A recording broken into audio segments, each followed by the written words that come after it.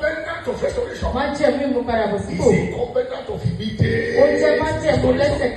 Thank you, sir. Is anyone want to connect to it?